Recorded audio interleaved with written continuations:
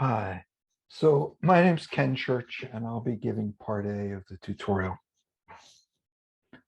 So the outline is this. Part A is the glass is half full. We'd like to make deep nets accessible to the masses, including non-programmers. Part B is to advocate a combination of what we'll talk about in Part A with decades of work in AI and centuries of work in linguistics and philosophy. At the bottom of every one of these pages, there's this link here to our GitHub page, and there's all sorts of useful stuff there, including code, examples, and much more. So the agenda, I'll show these slides here, and the stuff in bold with the arrow is the next topic. First, I'll talk about strategy. And the strategy here is to advocate inclusiveness. So we want to, we're concerned that soda chasing is more about exclusiveness, how we can do better than other people. And we have a paper criticizing soda chasing and talking about root causes and so on and so forth. I encourage you to take a look at that. Now, we advocate instead is the kind of inclusive approach that's in Crossing the Chasm. There's a famous B-School book suggests that we need to appeal to users that beyond the early adopters. And then hubs is, I think, another sort of inclusive strategy that seems to be emerging recently. It's a very different approach than pushing SOTA state-of-the-art numbers. So Crossing the Chasm, this is a famous picture there. And the idea is that, things look pretty good with early adopters, and that works really well for a while. Deep nets have really are growing wonderfully among these people who are willing to make the investment to get started. But I think the real opportunity is to somehow reach a larger market of, we used to refer to these users as losers, but that's really a very bad idea. We should have a lot of respect for people who may have other priorities, that may have other things they care about in their life than the stuff that we're interested in. But this is the set of people we need to appeal to. And poets is another way of kind of getting at it. We'd like to be inclusive towards people who may not care about the things we care about, but we do need to work with them. And the future of what we care about will benefit by reaching out to this broader set of people, including people who may be not that interested in programming or even training models, but they do have needs for what we have to offer. And the success of Unix was less is more. If we can figure out a way to appeal not only to the power users, but also the masses, that would be good for all of us. And portability is much the key to the success of Unix. And I think the success of deep nets shouldn't need to buy into as much stuff as you have to buy into right now. Now, the Deep Nets for Poets paper is a riff on a work we did about 30 years ago of Unix for Poets. And this was when we were reviving empiricism and we created EMNLP and lots of things. We wanted to make corpus work accessible to the masses, and we've succeeded there. Now I'd like to do the same thing for deep nets. So the hub strategy, that a lot of the hubs, places like Hugging Face and so on, I think they understand quite correctly that research is putting too much emphasis on SOTA performance, and that a more sensible priority is to do what it takes to increase the user base. So the strategy is to get big quick. SOTA is like sprinting, it's hard work. And we want to think of this as like in a bicycle race, avoid the temptation to sprint to the front unless it's worth the effort. Hubs spend most of the race in the peloton drafting behind people who are sprinting ahead of them.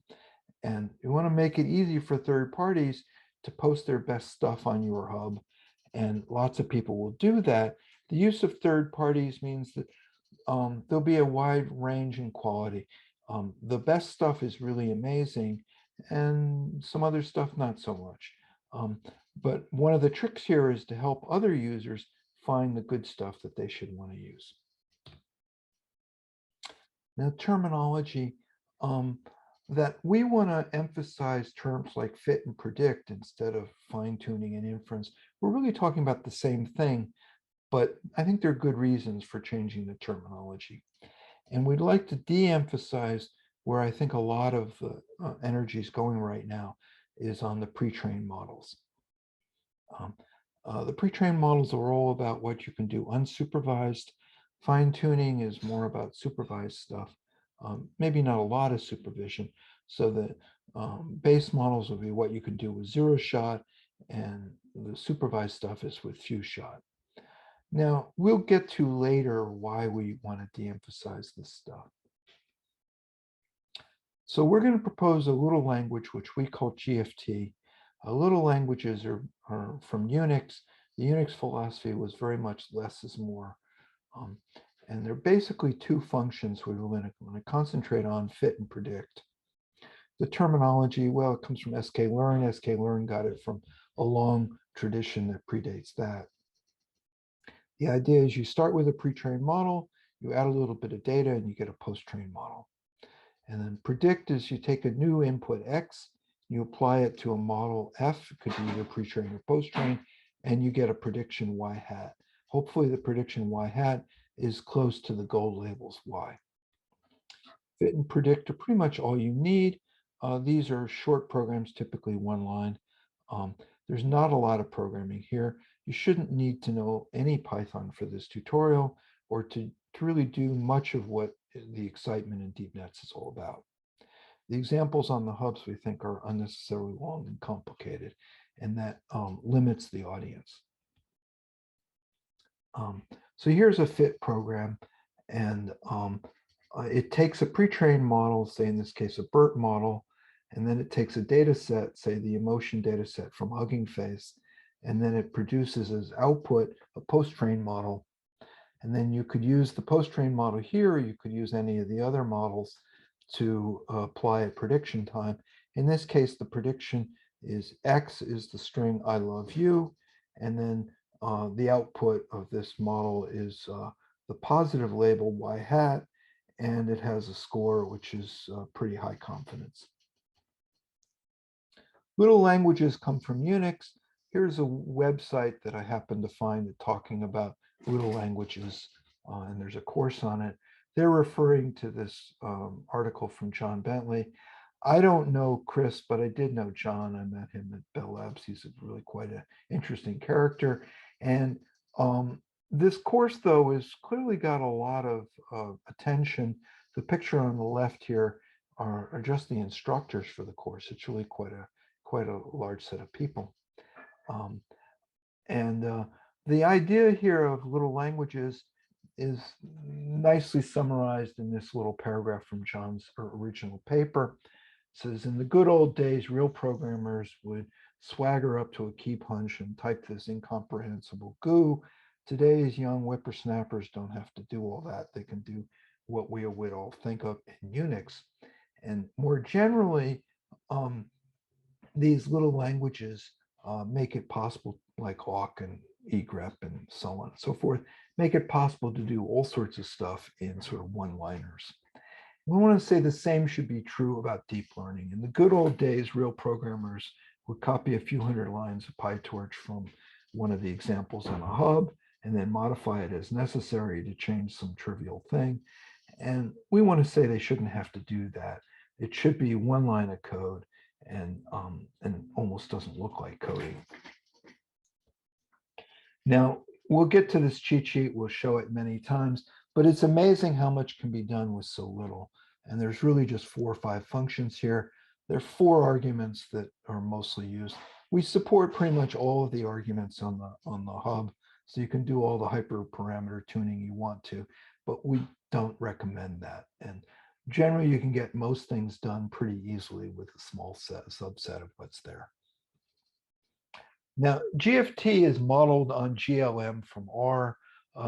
GLM is a standard regression tool. It's called General Linear Models. And we'll show this example. Let me go to the next slide to show some more detail. But the whole point here is to make deep nets look like regression. And most people that use regression really don't know how to program. They're not going to contribute to statistics.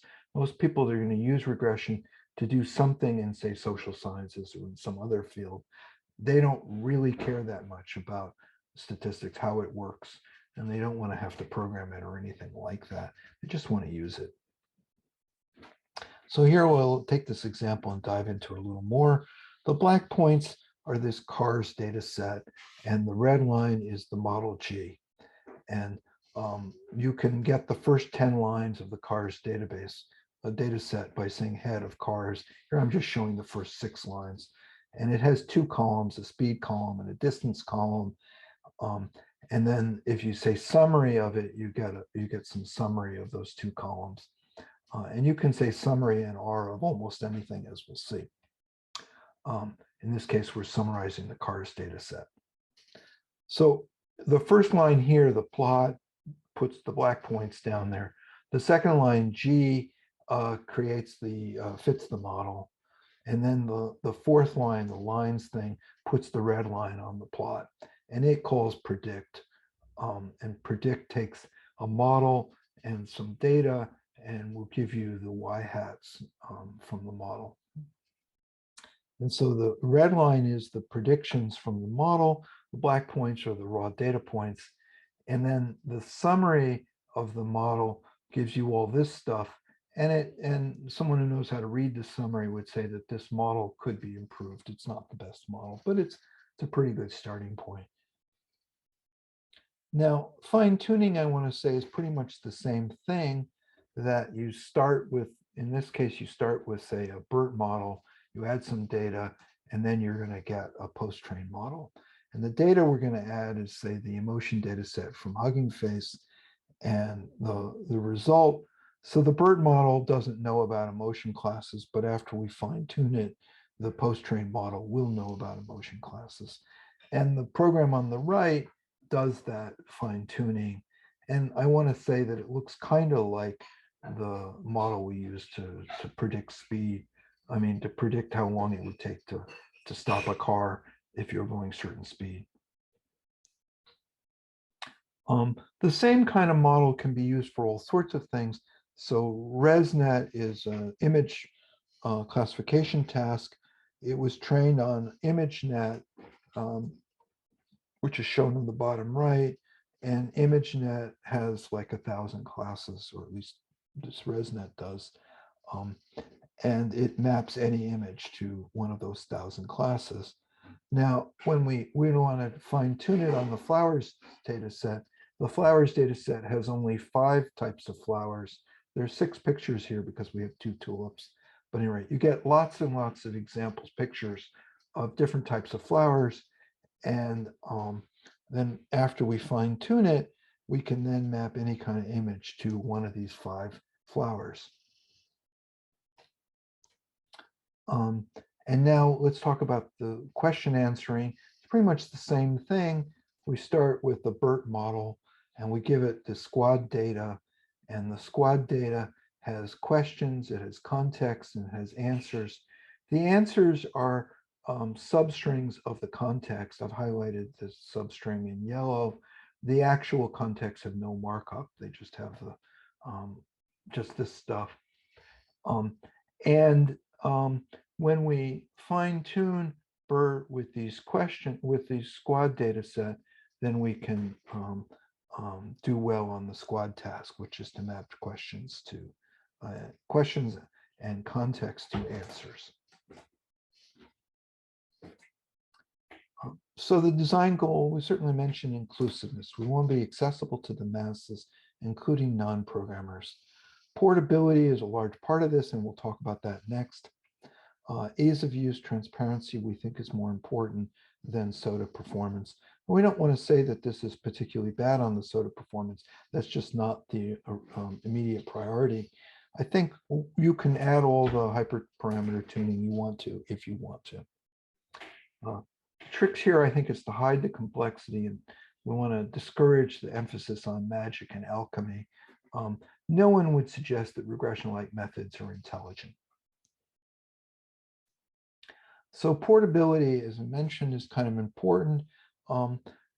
it adds to inclusiveness and also hedges against supply chain problems. So here the H means Hugging Face, and the P refers to paddle, which is from my employer Baidu. It's another hub kind of like Hugging Face. And this one, the paddle has much more emphasis on Chinese than say the English Hugging Face, although both of them have support for many languages. And here, one of the things is, why would you want to support multiple hubs? Well, I think we want to hedge against supply chains. We've seen lots of problems with supply chains. There could be cutoffs from here or there. Who knows what's going to happen in the future? And Unix did very well because it wasn't tied to any particular hardware. And we think that's really important for surviving the test of time. So we want to be inclusive. We want to be transparent. It's kind of ironic that with transparency here, we're talking about hiding complexity. So transparency is actually about hiding stuff too. But you want to make it really easy to see what matters and not so easy to see what doesn't matter, or at least make it so users don't have to know about the stuff that doesn't matter. It's not like they can't see it, but don't put it, don't rub their face in it. And then we want to embrace his historical precedents. The little languages from Unix, fit and predict come from statistics that is a long tradition that predates recent work in deep nets. Now I'm going to do much more of a deep dive into that cheat sheet. So we talked about the 4 arguments. Let's talk about the data argument now. So if you go look, Hugging Face has this really nice graphical user interface, so you can look at all the data sets, you can look at the models, you can do all sorts of things. Here I'm looking at some detail of this data set, the emotion data set. I mentioned it before, and I want to point out that it has, we're going to talk about equations which combine a task classification and these 2 columns that are in the data set. There's a label column and a text column. The label column is here. I'll refer to that as the Ys. Those are the gold labels that we're trying to predict. And then the text is this column here. And then I'll talk sometimes about a row. So the first row has got this text, I didn't feel humiliated. And then it's got a value of sadness, or 0. Now there's a lot of data sets here. There's like 4,000 of them on the hub, and they're growing really quickly. So next year there'll be 3 times as many. There's a lot, even more models than data sets. And it's kind of a challenge how to keep up with all this stuff. And there's lots of tasks. Here we mentioned that you can search for models, you can search for data sets. 2 of the data sets we'll be talking about, there's some popular ones. These are kind of sorted by popularity or the number of downloads. Glue and Squad, I think we mentioned some of them. We'll talk about them some more. So here's some more to say about them. They're both pointers to different URLs. And on these things, you can drill down into them. Here we can see that they've got, most of these data sets have 3 splits: train, validation, and test. Sometimes they refer to them in different ways. Sometimes validation is valid or val or dev, different names. Sometimes they don't have 3 splits. But anyway, this one has 3 splits. That's there. And then there's columns. In this case, there's 5 columns. The ID column, which people don't typically use much. There's a title, context, questions, answers.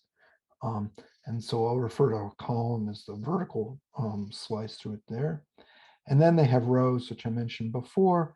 So here's one row. And here, when we talk about the answers, now, this is where the answers, as I mentioned in the Squad database, they're all basically substrings of the context. And so here, for example, this says that this answer starts at the offset 358, and it spans the length of the answer, which is 1924. And the answer is literally a substring in the context. Now, normally, in general for question answering, you can't really assume that the answer is going to be a substring of one of the inputs. They refer to this task as question answering, but I refer to call it the classify spans, and that the answer is basically a substring of the context. So the task is to figure out where the beginning and the end of the answer is.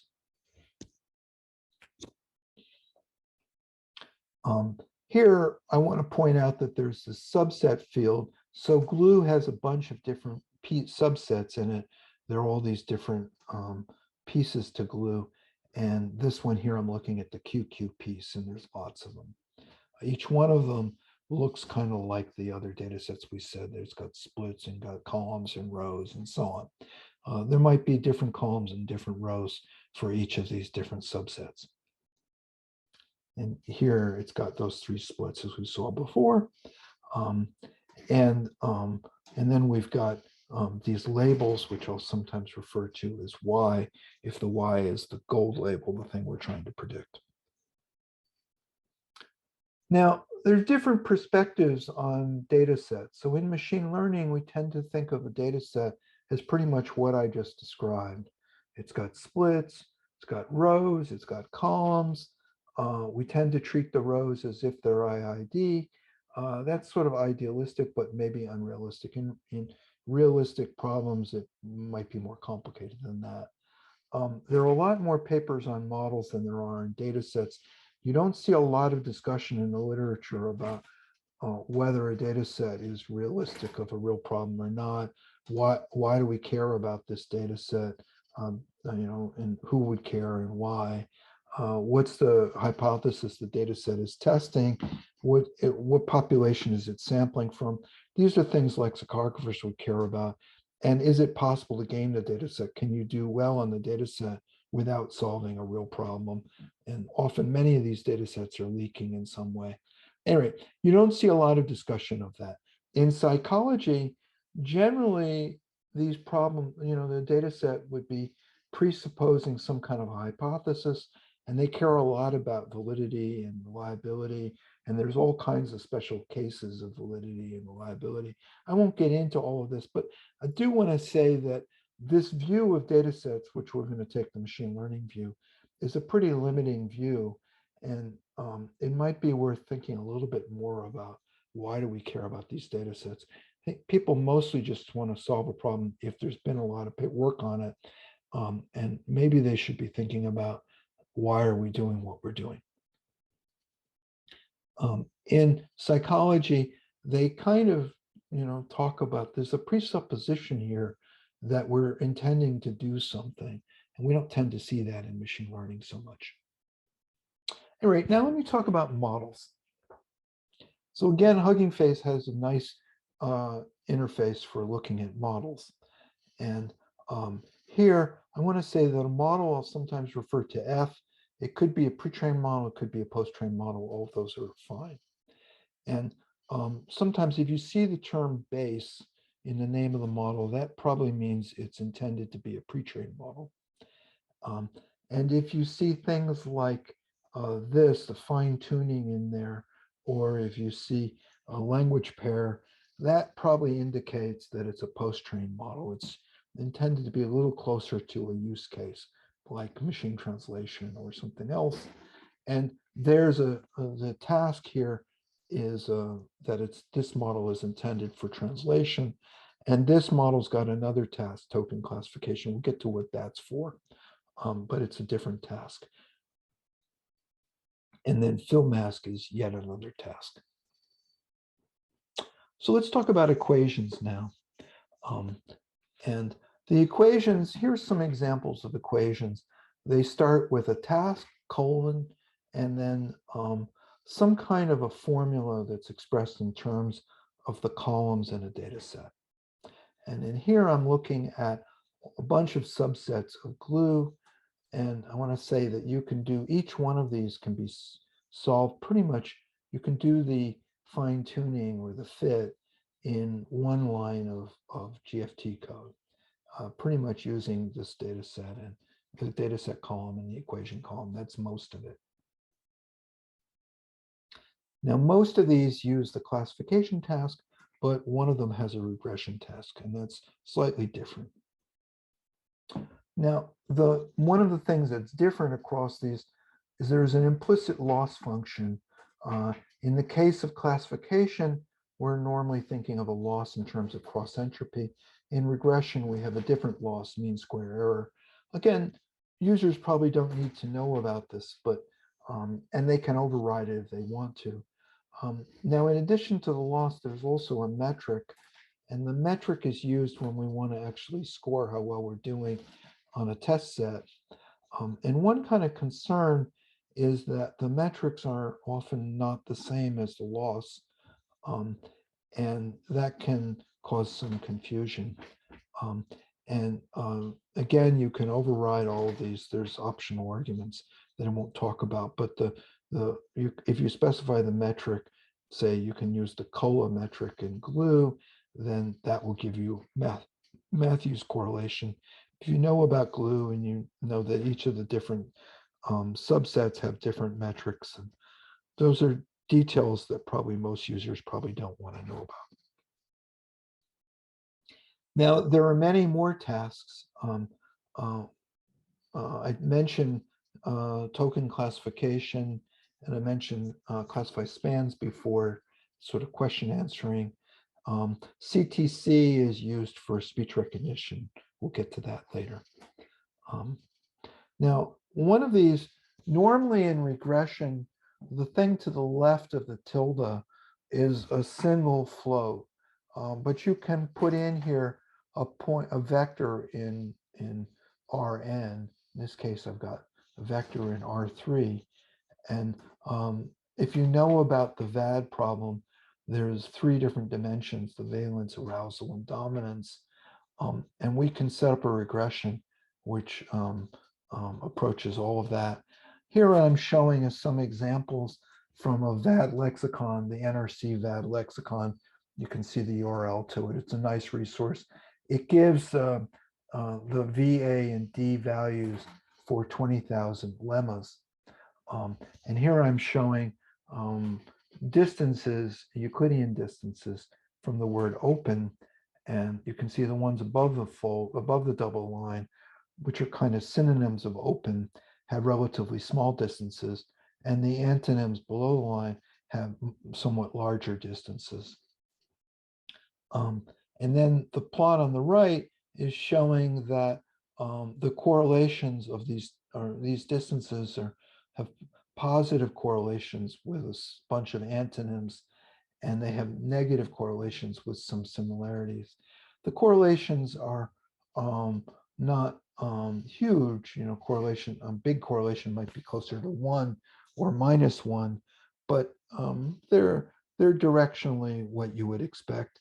There are good reasons why VAD is similar in some ways to synonyms and antonyms, but there's some interesting differences as well. Now here I'm showing a GFT program that does fine tuning on the VAD lexicon to produce a model. And then on the bottom, we've applied this model to a bunch of inputs. Now it was trained on words that are in a lexicon of 20,000 words, but I test it on text that could be more than the words in the lexicon. So you can see here that we have out of vocabulary words like unlovable, that wasn't in the lexicon.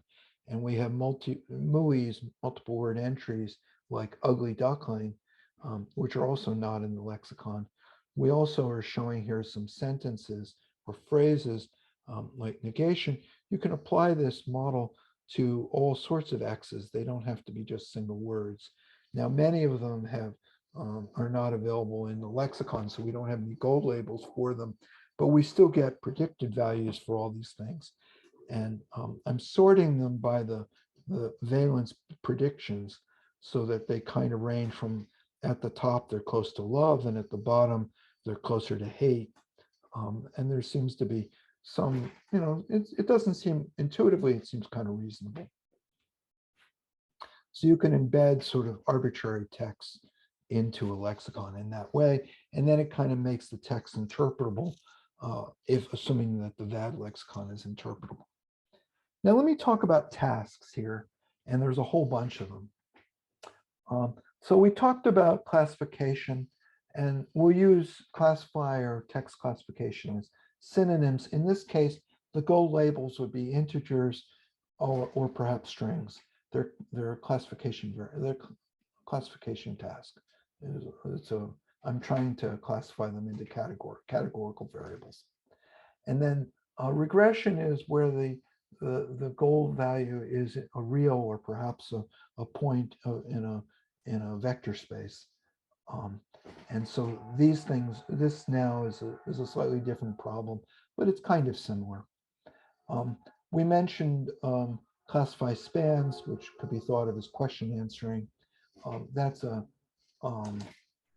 now the y is where the answer could either begin or end at any point in the context.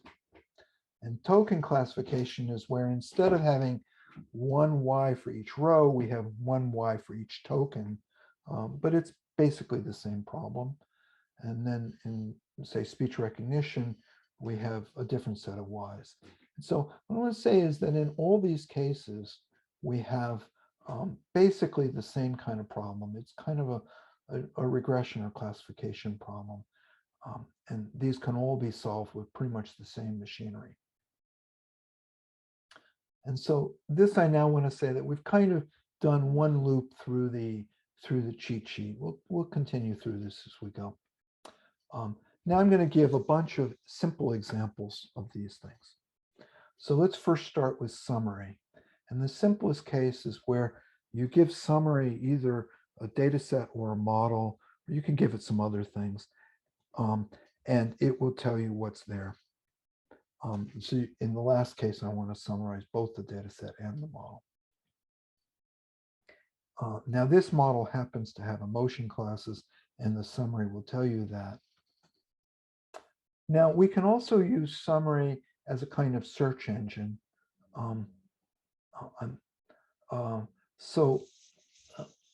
In this case, I'm going to be looking for, and we're highlighting here what's in the blue box. So here I'm saying, go find me any data set that contains a substring emotion, or go find me any model that has the substring emotion. And then I want to find the 5 most popular of those. And here I'll measure popularity in terms of number of downloads. And so why do we want a search engine? Well, we have an embarrassment of riches. As I said, there's 40,000 models there, and it's kind of impossible to keep track of all the new stuff. It's increasing almost 3x per year. So it's just very hard to find what's the good stuff. So we want to have ways to find the good stuff. Now here, what about prediction? So we talked about this case where I take the input X and I put it into predict, and it will come back. By default, it will do sentiment analysis. But if I give it a model, then it will do emotion classification. In this case, other models would classify it in a different way.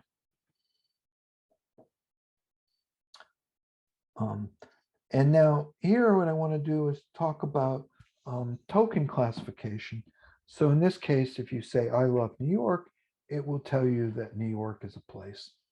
And this is sometimes referred to as named entity recognition, but I prefer the term token classification because that's really much more what it does. The same machinery can be used, say, for named entities or part of speech tagging or many other things. And then fill mask is another task where we replace the mask token with whatever you want. Love is one of the things that comes out, but it's not the top one. Now we tend to think of all this stuff as being really recent, but a lot of this stuff actually has a long history. So the fill mask task is very similar to the close task that was studied in the 50s. So here I want to say you can get input not just from standard in, but you can also get input from a data set. In this case, I'm taking the input from the test split of the emotion class, motion data set. And that's where I specify the split. And here, you need the equation to tell you which columns to pull out of the emotion data set. In this case, we're going to pull out the text column as the input to make predictions on. And with if I replace predict with eval, then instead of getting an output for every row, I get predict gives me a y hat for every row. What eval does is it aggregates using the metric to give me a single score for how good all of those predictions are over the entire test set. And that's all that's saying. And then finally, there's fit, which we've talked about before. That fit would make it so I could build my own model. And I could use my own model instead of any of these models from the hubs in most of the tools we saw before. So here's a recap of the 7 examples that we talked about.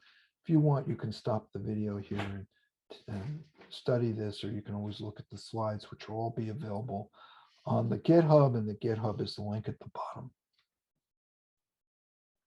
Now, the GitHub also points to another GitHub that's on GFT, and where there are hundreds or actually thousands of examples, and there are subdirectories for each of these different use cases. So under the examples directory, there's a special subdirectory for fit, another one for predict, another for eval, and finally one for summary. All of these have shell scripts under them, and you should be able to run pretty much any of the shell scripts in pretty straightforward ways. There's a README that tells you what they take. Most of the shell scripts don't take any arguments at all. And they use these 4 arguments, so you can see examples of how to do this, hundreds of examples of how to do it. And they're all talking about the same things we've talked about in the cheat sheet before.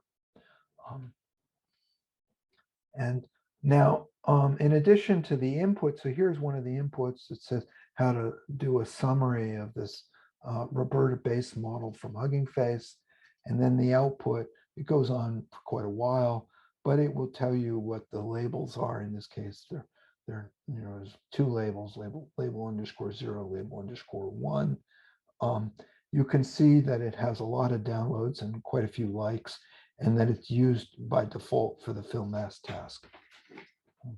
And then you can see lots of details about what goes on inside the Roberta model.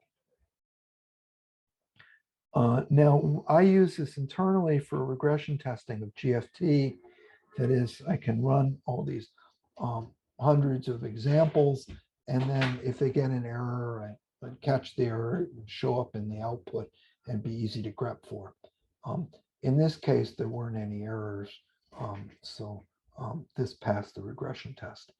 I think we don't do enough regression testing. There are quite a few models on the hubs that I was unable to load. And if this particular regression test is mostly testing whether you can load the model or not.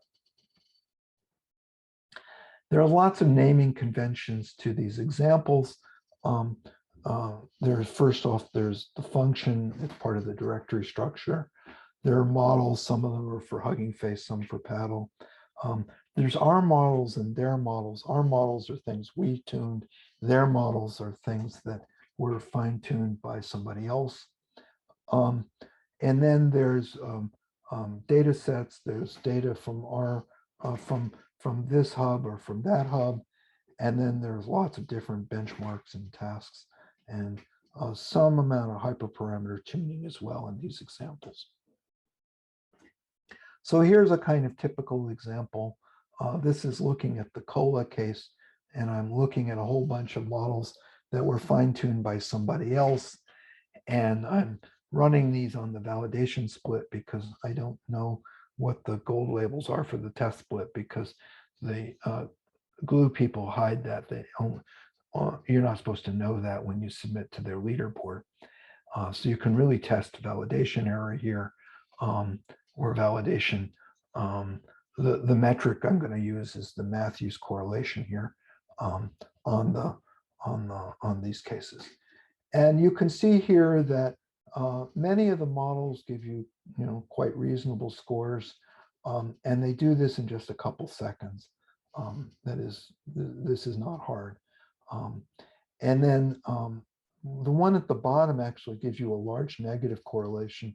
That probably just means that they flipped which way's up, but that's still about, the one at the bottom is probably as informative as the one at the top. There are a couple of these here that are uninformative that have a correlation of 0, and that's problematic. Maybe I'm not running them right. Maybe there's something wrong with them.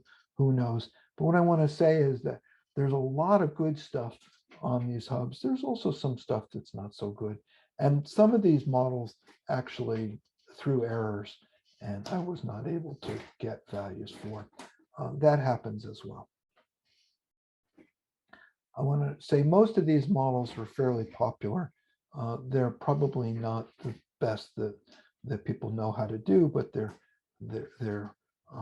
you can easily get scores that are, say, competitive in the peloton, maybe not the best.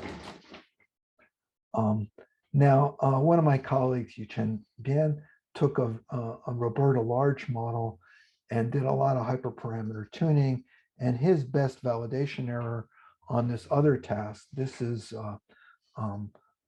another part of glue, is the MRPC subset.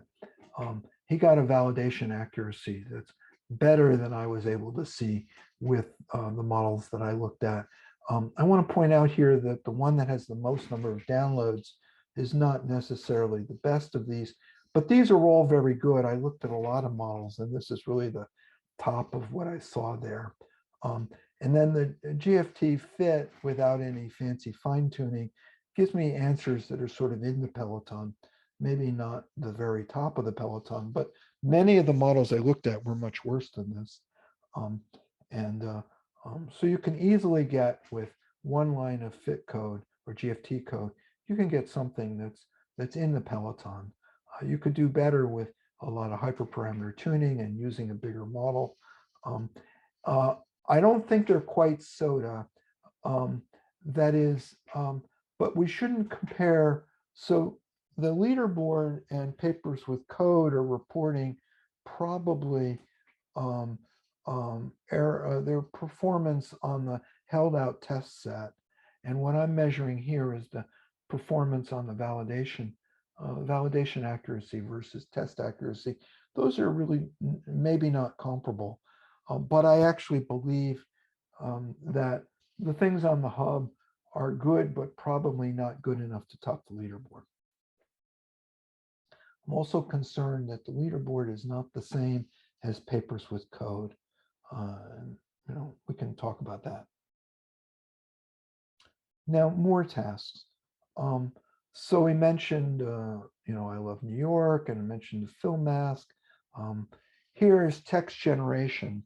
So if I give it I love, then you can ask it to produce a whole bunch more text. And I should point out that this is non-deterministic. That is, every time I run it, I'm going to get a different output. But people find this kind of interesting and amusing. Mentioned machine translation. So here, if I use one set of models, I'm going to get English to French translation. If I use another set of models, I get English to Chinese. And you can find models for quite a few language pairs on the hubs. Image classification. So I just found this URL out there on the web. It's called Funny Cat or something. And if I run that through predict with the default model, I start getting these labels. And it has like 1,000 labels. And so you get a bunch of different types of cats with the Funny Cat image. And then if you run it through this other classifier that's looking at cats and dogs, then it's really quite confident that this is a cat and not a dog. Now, they have some of the history behind this cat-dog task is that more than a decade ago, some of my colleagues, when I was at Microsoft, were actually working on a CAPTCHA. They wanted a task that would separate, tell you whether this is a human or a machine. Captures are so the machines don't crawl certain things they shouldn't crawl. And back then, this task was beyond the state of the art. And the interesting thing was that you had to look at 9 cats and pick 9 pictures of cats and dogs and say which were cats and which were dogs. But in addition to solving the CAPTCHA, they just, by the way, all of these cats and all these dogs were available for adoption. So it was a kind of CAPTCHA with a purpose, so people might feel better about being asked to do the CAPTCHA task. Now, since then, took only about a year or so before this task was too easy for machines and they had to find something else to go do for CAPTCHAs. Now here, the inputs can come from files. I'm showing a bunch of examples of this. I've posted on the GitHub a bunch of pictures of pets and a bunch of pictures of beans. They kind of come from these different data sets. Here, the SED3Q means just give me the first 3. Otherwise, I'd see too much output.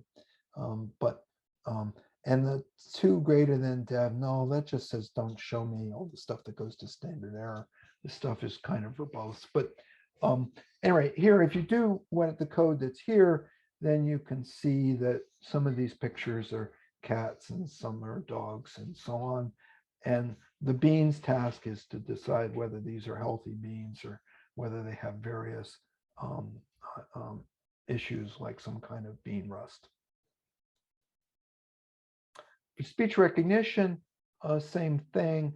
There's a bunch of waveforms, wave files that are on the standard thing. They come from the Timit collection, and you can run that through here. And so people who are familiar with Timit would kind of know these sentences. But if you input the waveform file, you get as output a text string, and you can input pretty much any wave file you want, and it will give you some text output. And you can also run the same thing through the standard collection a test set, say, such as Timit. The awk program here is just trying to make the output not so verbose, because the file names from Timit would be kind of long, and maybe you don't want to look at all of that. So it just prints out here the file name as opposed to the path name. There's not much there. Now, some of you may be familiar with pipelines from Hugging Face. There's a pretty simple connection between these task arguments and those pipeline arguments. And I'm showing you here some connections. I'll spare you all the details here. I don't think the user should have to know this level of complexity. And then you can specify models for some of these. And so we did some examples of that. So I mentioned this first question, how do we find the good stuff? And then the second question is, how do we use it? You can kind of imagine where it's going. The find is to use summary, and to use is predict. We'll show some examples. So how do we find it? Now, the presupposition here is that the hubs are trying to encourage reuse or sharing of data sets, models, and tasks. So on Hugging Face, it's really easy to save anything you have to their hub. And so lots of people are doing that. And now the problem is, now once lots of people do it, how do I find all that stuff?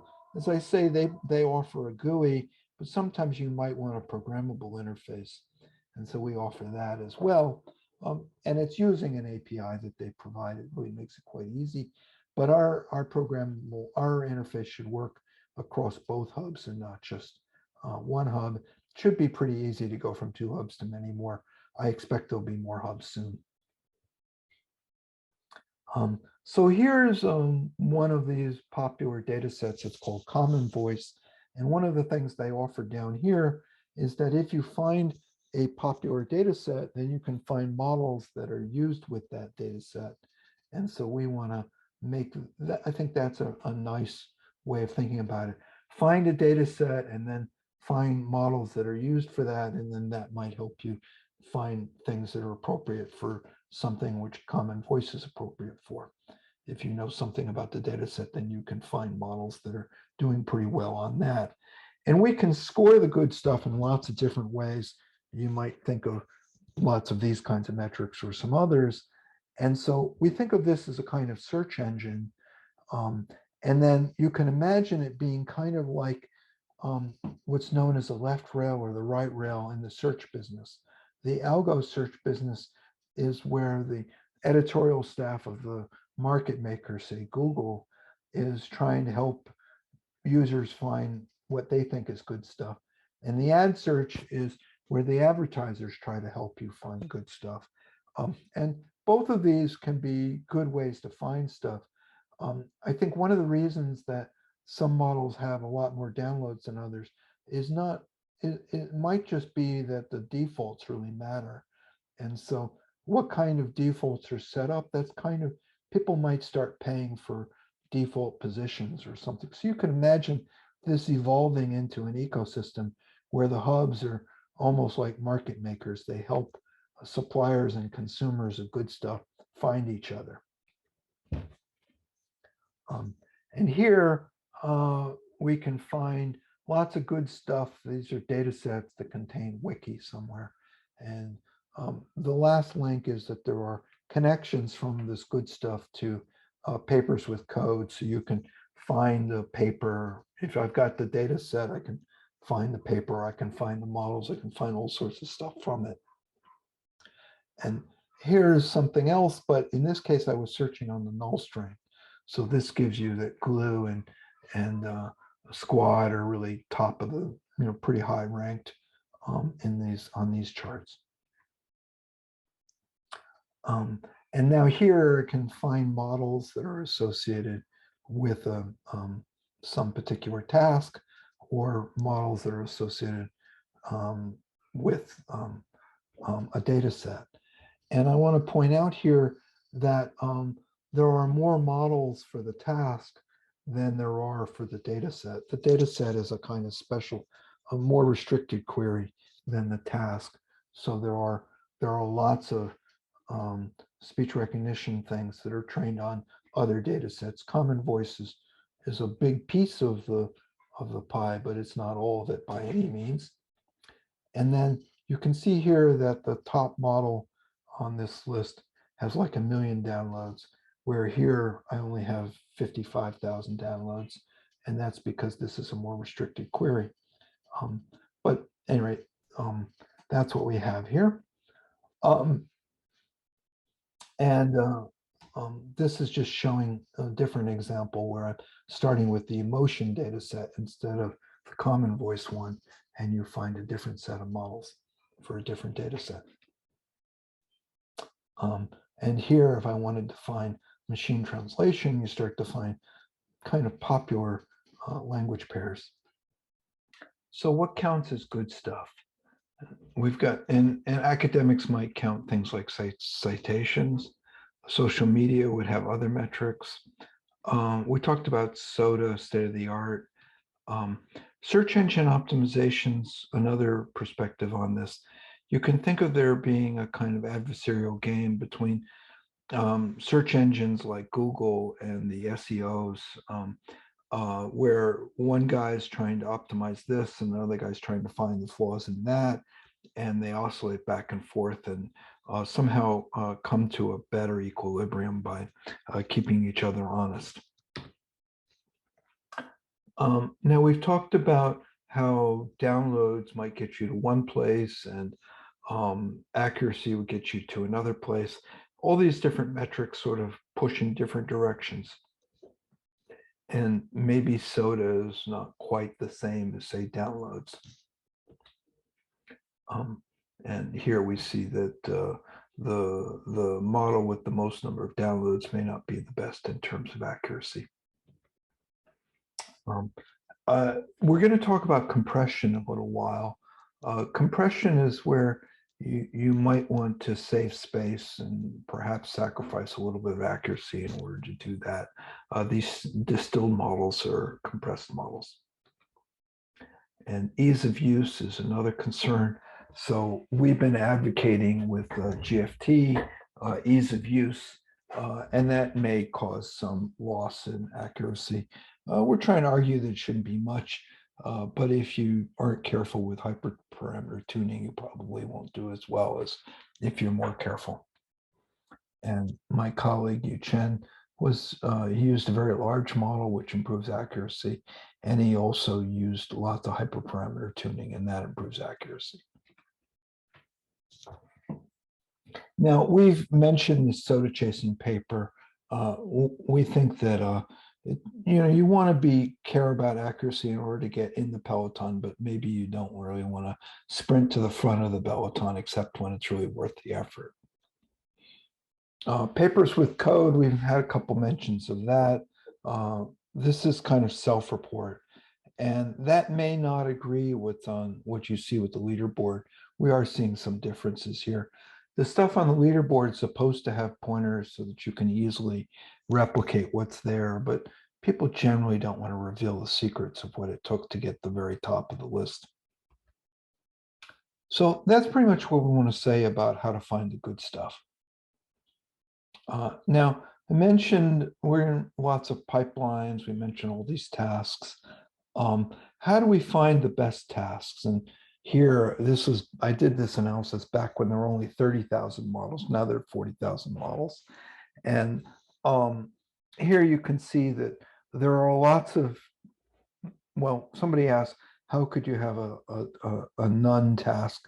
Well, about a third of the models, 10,000 of 30,000, don't really say what task they're for. A lot of them might be pre-trained models as opposed to post-trained models. A lot of times they just didn't bother to specify the task. This is all based on self-report. Sometimes they self-report the wrong thing. Sometimes they don't say anything. This is what you get when you depend on the community to upload all this stuff. The stuff that's uploaded, these hubs are full of lots of really good stuff, and some of it's maybe not so good. And here's just some more details, so you can not only get the number of tasks, but you can get a couple of instances of each, models that use each of these tasks. All right, so we can drill down into this in more detail. So how do we use that stuff after we found it? And of course, the answer is predict. So we've talked about this example a bunch. Now here's where we took the same input, but we put it into lots of different models. Some of these are sentiment models, and some of them do other things like fake news or spam ham. There's stuff about offensive, not offensive, and so on. Hopefully, I love you is not offensive, although, you never know. Many of these models produce kind of reasonable scores. Now, in this case, if it's a two-way classifier, and you're saying it's only 51% likely that this is positive, that's not a lot of confidence. You'd like it to be a little stronger than that. But anyway, many of the models are really pretty confident. Some of these models with 5 stars, there's 5 possibilities. So maybe, maybe then when there's more possibilities, you might not expect quite as much as high scores because they're averaged over more possibilities. Also, I want to say here that some of these data sets are more appropriate and some are less appropriate for this task. And it's kind of important to be thinking about how appropriate the training material is for the task. Now, this is more disturbing. It looks like I have love you is fake news by most of these classifiers. And in the case of spam and ham, it's a split decision. That seems a little embarrassing, but hey, that's what happens. Now, some of it might be that you don't want to use the Enron corpus to decide whether this, it's just not appropriate for this task. And here we've got another case where we're using something from Chinese and COVID, and it doesn't seem quite on the mark. So, when you catch as catch can, you might want to actually decide whether it's appropriate for your use case. One thing people ask about is how do I do debugging, or how do I do error analysis on these things? And so here I'm showing you that predict actually outputs, in this case, 4 columns. You get the input, you get the gold label, you get the predicted label, and you get the score. And from that, you can compute a confusion matrix like we have on the right. And with this confusion matrix, you can see that there's a common confusion, at least with this emotion class. between joy and love. And that seems sort of understandable. But anyway, if you wanted to drill down and see what are the particular inputs that give rise to these confusions, it's quite straightforward to do that using standard Unix tools on these temporary files, the temp-pred and temp-conf. So this is really quite straightforward. So just make clear here, predict can take input from a data set or standard in, it outputs the standard out, the standard arguments we've seen before, and the tasks, there's a lot of different names of different tasks. Here we give some examples, and some of them are in parentheses because they're synonyms for other cases. Now, why de-emphasize pre-training? So we said here that there's a sort of the standard three-step recipe is pre-train, fit, and predict. And I want to say here that the amount of time to do pre-training is days or weeks, and the predict is sort of seconds.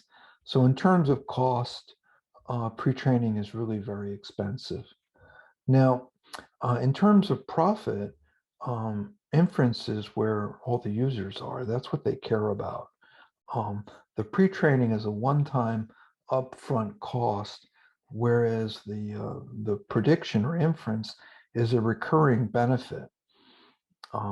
And so that's where the real value is in the, there. But now, this is the chart we looked at before, and we mentioned distillation. I want to call that out. A lot of the pre-trained models are distilled models, and distillation is a popular method for compressing these pre-trained models. And distillation is really important for commercial practice. And what you're doing with distillation is trading off size for accuracy. So this is an eye chart that gets into all the details of that. You can follow this URL if you want to get more details on that kind of thing. People have looked at this trade-off in considerable detail. Now, why is that going on? Well, there's a kind of joke here that, there are these three different considerations and you can pick any two. And in this case, what people are looking at is ways to make these models faster and cheaper at inference time. And they're going to sacrifice a little bit of accuracy or goodness in order to do that. Now, there's been a lot of discussion about about whether these models are green or not. And people talk about how much carbon it takes to train one of these models. And training is very expensive. I don't want to poo-poo that. They talk, I'm going to say that training is a one-time upfront fixed cost. And in this case, they estimated the training to be about the equivalent of 5 cars. And the variable costs are what I'd be more concerned about. These are recurring costs. And this is the predict or inference. I want to say if the model is successful, that's going to be a lot more than the training cost. So if you deploy a model to 1 billion people and they use it all the time, that's probably much bigger than these upfront training costs. And so if the application goes viral, if it succeeds, then that's what we care about, the variable cost, not the fixed cost. So distillation is really important for reducing the carbon footprint, but the training cost is kind of a round off error. And I want to say the inference costs really dominate the training costs.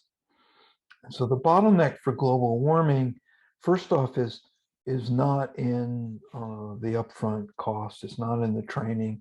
It's in the inference. And even if we were worried about worldwide global warming, I'd be much more worried about the cost of transportation or the cost of smart speakers than I would be about the cost to train one of these models. So we really do need to be worried about where the bottlenecks are. So now, my recommendation with these pre-trained models is to download a solution from the hub. I wouldn't advocate that academics compete with the commercial vendors at what the industry does best. And so my recommendation is what I call the DDI method. Don't do it yourself. So don't compete with this stuff in this chart. This is all coming from industry, and this is not a good place for academics to play.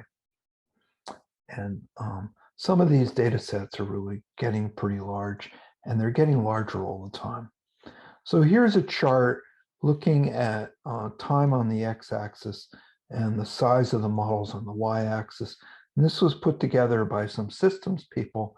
And what they were concerned about is as models get bigger and bigger and bigger, they get less and less efficient. What that kind of means is that most of the resources in the system that are training this are sitting idle.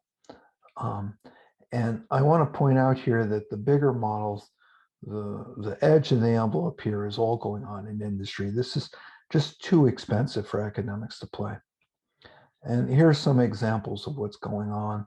The bottom line here is the models, latest models just coming out are like 500 billion, 500 billion parameters. I mean, just astoundingly large. And this is going on in just massive numbers of, the data centers that are doing this, they've got 6,000 TPUs. And I'm also worried about when the paper is, just look at the size of the staff. The number of authors barely fits on a page. This is not the kind of thing that you can do in a university.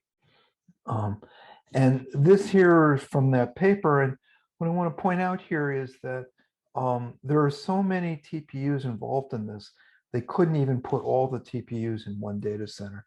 They had to come up with a system solution that worked across multiple data centers. So it's an impressive piece of systems engineering. It's not really computational linguistics, and it's really beyond the means of academics. And so the bigger models are better. There's no question of that. The point of this slide before is that they're less efficient.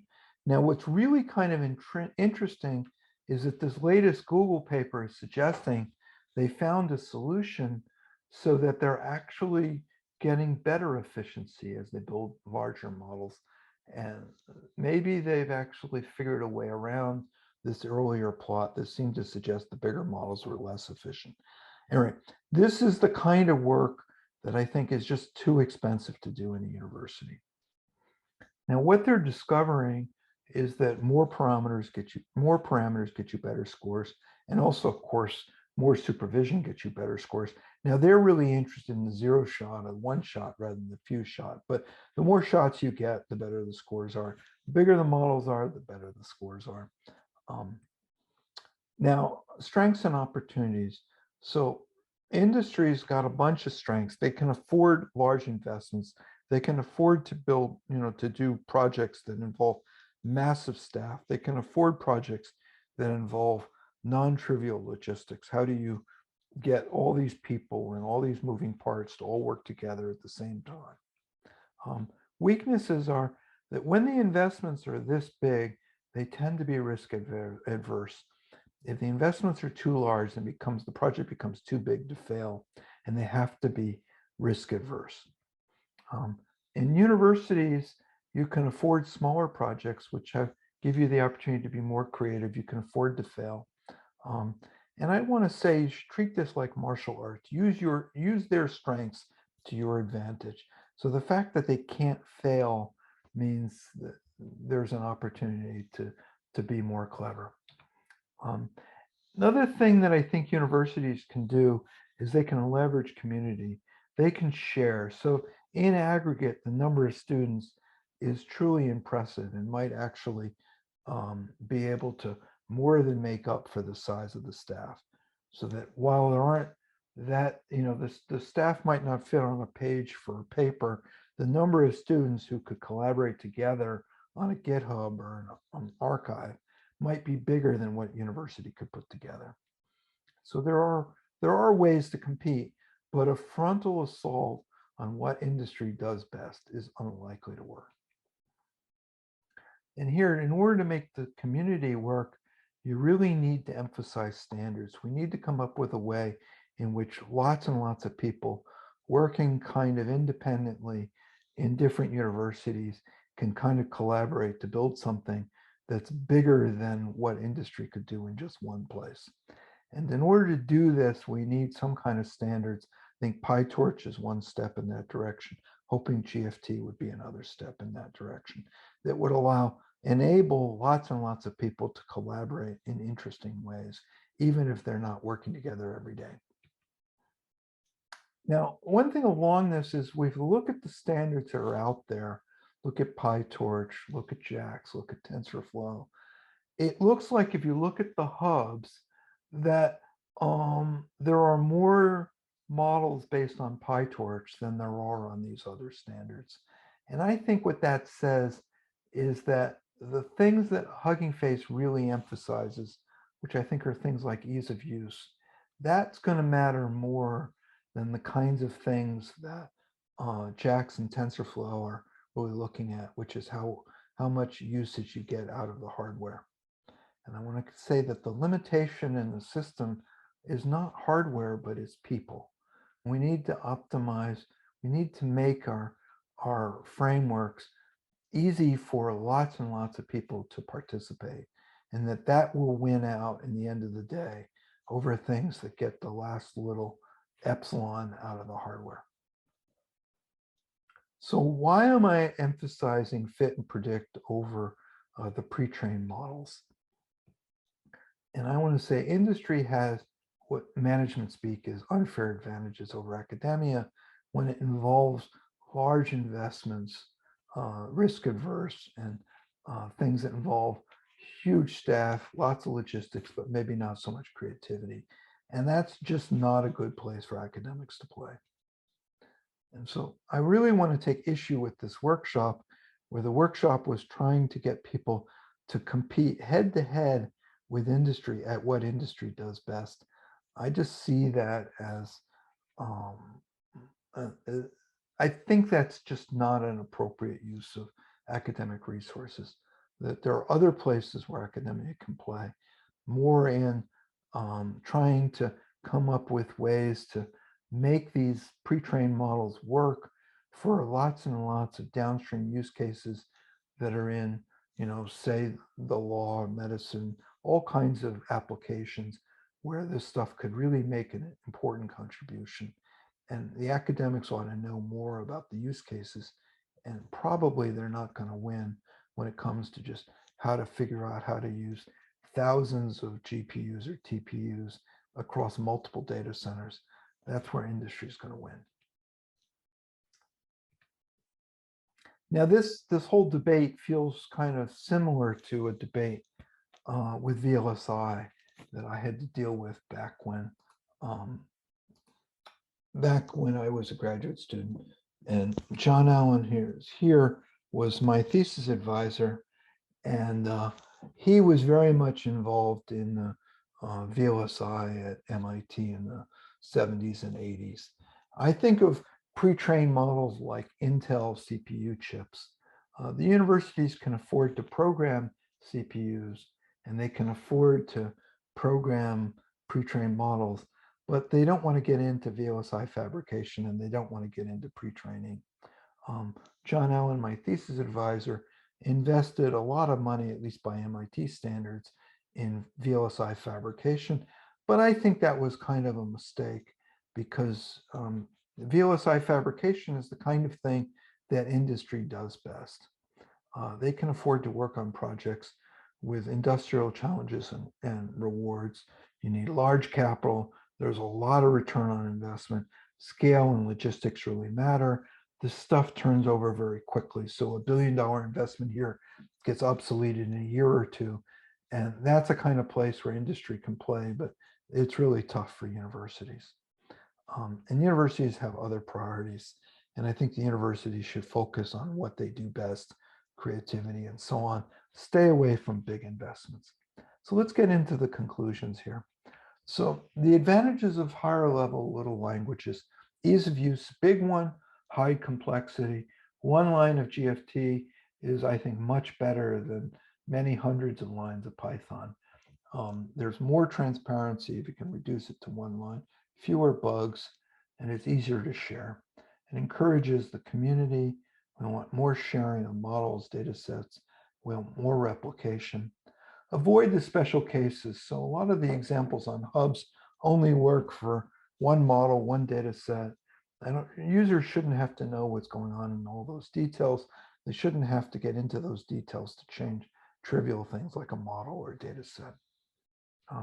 GFT encourages more of this reuse. And I want to say that actually the interpreter is really based on the same code as the examples. Gets the same performance, the same costs, but it just generalizes over more things like data sets, models, and tasks. Portability across suppliers is a big deal. A lot of the examples are all about getting people roped into one supplier. I think it's important to be able to mix and match across suppliers, same way that Unix did. So just the conclusions for part A. See the GitHub for code and examples. Amazing how much can be done with so little. The higher level languages have all kinds of advantages we mentioned. The inclusiveness is really important. We need to make our work accessible to the masses. Let's demystify deep nets. No one would suggest that regression-like methods are intelligent. And finally, I want to end with a teaser for part B. To improve over what's here, recommend an interdisciplinary combination of recent work in deep nets with decades of work in artificial intelligence and representation and centuries of work in linguistics and philosophy.